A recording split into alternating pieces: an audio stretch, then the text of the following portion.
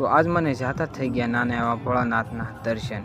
તો આજ હું પહોંચી ગયો છું જુનાગઢ, અને જુનાગઢમાં આપણે હું ગઈ ગયો શિવરાત્રિનું તૈયારીમાં કઈ રીતનું છે બધું દેખાડવા। અને અહીંયા જોયું તો ભાઈ ફૂલ ગરદી હતી।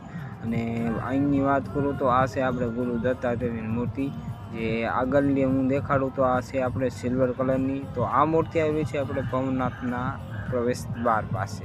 અને અહીંયા પ્રવેશદ્વારની વાત કરું તો તમે જોઈ લો કે અહીંયા કેટલી બધી ગરદી શિવરાત્રિની છે। પછી અમને લાગી ગઈ ભૂખ, તો અમે ગયા અન્નક્ષેત્રમાં જમવા।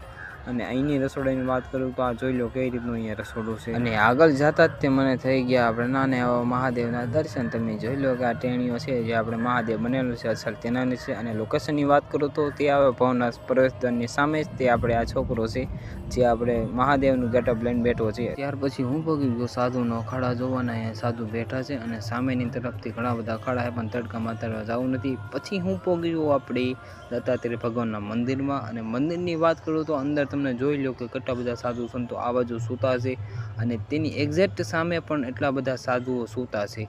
ને પછી આગળ જતા ઘણો બધો તડકો હતો, એટલે મેં કીધું આપણે હવે વિડીયો ઉતારવો નહીં, શાંત જગ્યાએ જઈને બેસીશું। તો હું આવી ગયો જુનાગઢની ઢળી તમે હાવ શાંત જગ્યાએ, અને આપણે સાંજે પાછા જાશું। અને આપણે સાધુ સંતો અત્યારે સૂતા હતા, મેં કીધું હવે સાંજના સમયે બધા જાગી જાય, એટલે મેં કીધું ત્યાં જઈને આપણે જાવું।